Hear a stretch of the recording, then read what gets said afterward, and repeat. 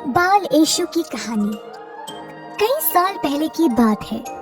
नजारत नामक एक नगर में एक जवान बालिका रहती थी जिसका नाम था मैरी। मैरी एक साधारण लड़की थी, अपना काम काज करती थी, सबके साथ उसका दयालु व्यवहार था और उसके मन में हमेशा प्रभु का नाम रहा करता था।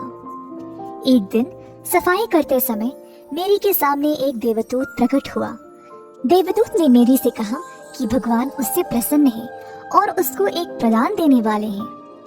मैरी आश्चर्य रह गई। वो ना डरने की कोशिश कर रही थी क्योंकि उसने कभी कोई देवदूत नहीं देखा। मैरी हमारी तरह एक साधारण लड़की थी ना। देवदूत उसके पास क्यों गया? उसको क्या चाहिए था? देवदूत ने मैरी को भरोसा दिलाया, डरो मत मैरी, ईश्वर तुमसे बहुत प्रसन्न है और तुमको एक पुत्र का प्रदान मिलेगा जिसका नाम होगा यीशु। मैरी परेशान हो गई। वह अभी कुंवारी थी और उसका विवाह जोसेफ के साथ अभी नहीं हुआ था। फिर उसको बच्चा कैसे होगा? देवदूत ने फिर से मैरी को भरोसा दिलाया, चिंतित ना रहो बालिका, ईश्वर के चमत्कार से तुम्हारा बालक परमेश्वर का पुत्र के नाम से माना जाएगा। मैरी को यकीन नहीं हुआ और उसको समझ नहीं आया कि वह क्या बोले। उसके कदम डगमगाए और वह अपने घुटनों पर गिर पड़ी।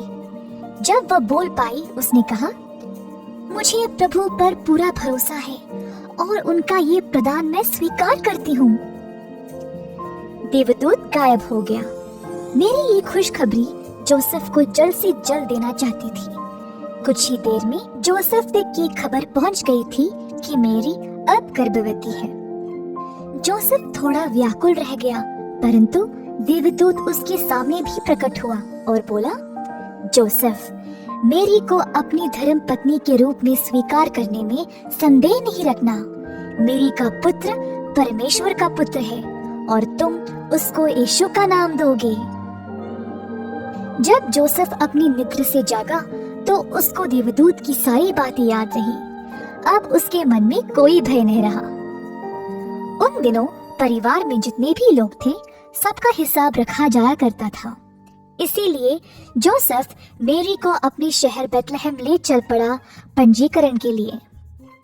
बेथलेहम काफी दूर था और उन दिनों मोटर गाड़ी कहाँ होती थी, इसीलिए बेथलेहम पहुंचते पहुंचते काफी समय लग गया। जोसेफ को आखिर में एक गधा मिला तो उसने मैरी को गधे के ऊपर चढ़ाया सवारी के लिए।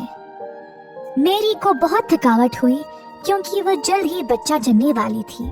जब वे बेथलेहम पहुंचे, सारे विश्रामालय भरे हुए थे। उनको रहने की कोई जगह नहीं मिली। आखिर में एक आदमी ने उन पर तरस खाया और बोला, मेरे पास एक जगह है, कुछ खास नहीं है लेकिन रात बिताने के लिए सुरक्षित और आरामदायक है।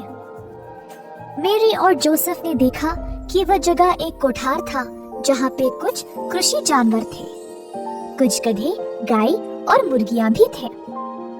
मैरी और जोसेफ शुक्रगुजार थे कि उनको कम से कम रहने की जगह तो मिली। अंदर काफी गर्मी थी और लेटने के लिए घास भी था। बच्चा जनने की तैयारी जब तक मैरी और जोसेफ कर रहे थे, तब तक ये खबर हर जगह पहुंच गई कि परमेश्वर का पुत्र का जन्म एक छोटे से अस्तबल में होने वाला है। चरवाहों ने खबर सुनी और बच्चे को देखने के लिए अपने भेड़ों के साथ चलाए। राजाओं ने दूर दराज के देशों से यात्रा की और बच्चे के लिए इत्र, सोने, चांदी और कंबल के उपहार ले आए। उस रात एक रोमांचक और अद्भुत बात हुई। मैरी ने एक पुत्र जना, लेकिन ये कोई साधारण बच्चा नहीं था, वह बाल यीशु था, दुनिया को बनाने वाला, राजाओं का राजा और जो इस संसार को बचाएगा। बाल यीशु मैरी की बाहों में आराम से सो गया। मैरी ने बच्चे को कपड़े में लपेटा और कुछ साफ भूसे पर रख दिया। राजाओं और चरवाहों नजारा देख ही रहे थे जब मैरी और जोसेफ की भी आंख लग गई। वे इस विशेष शिशु को अपने परिवार का हिस्सा बनाने के लिए बहुत प्रसन्न थे। ये थी बाल यीशु की कहानी। उम्मीद है आपको पसंद आई। इस वीडियो को जरूर लाइक करिएगा। मेरी क्रिसमस।